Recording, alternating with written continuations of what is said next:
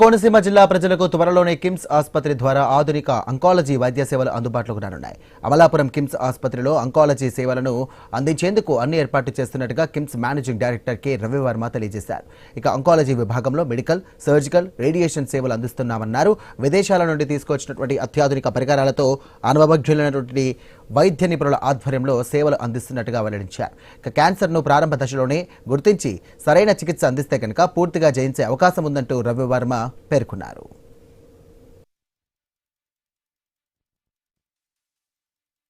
Intention గా మా దగ్గర ఉన్న 2000 ఎంప్లాయీస్ నుంచి ఎన్ని వందల మంది డాక్టర్స్ ఇంటెన్షన్ గా 0.01% కూడా ఎక్స్ట్రా బిల్ చేద్దాం కానీ ఎవ్వరు ఇంటెన్షన్ ఉండదు.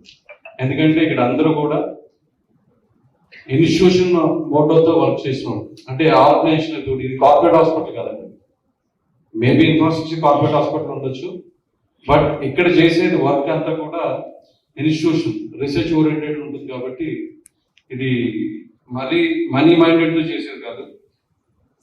వీళ్ళు ఎంత పెద్ద ఎక్విప్మెంట్లు పెడుతున్నారు, ఎంత భారీగా ఆల్మోస్ట్ ఈ సంవత్సరంలో 35 crores ఓన్లీ ఎక్విప్మెంట్ గా ఇన్వెస్ట్ చేసి హాస్పిటల్ పెట్టాం.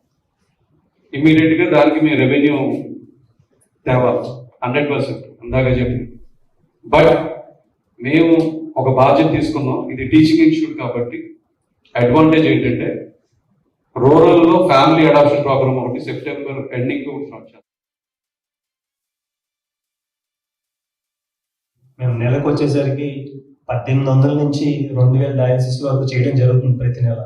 సో ఇక్కడ అంతమంది ఇబ్బంది పడుతున్నారు కిడ్నీ ప్రాబ్లమ్స్ తోటి. అలాగే మా దగ్గర 22 మెషిన్ల వరకు ఉన్నాయి డయాలసిస్ మెషిన్స్. ఇంకా ఎక్స్టెండ్ చేయడానికి చూస్తాము. మేబీ ఇంకొక నెల రోజుల్లో ఇంకొక 5-6 మెషిన్లు పెంచగలుగుతున్నాం. అండ్ నెక్స్ట్ డాక్టర్ కీర్తి గారు మా కార్డియాలజిస్ట్ అండి. డాక్టర్ హరిప్రియ గారు మా న్యూరో ఫిజిషియన్ అండి.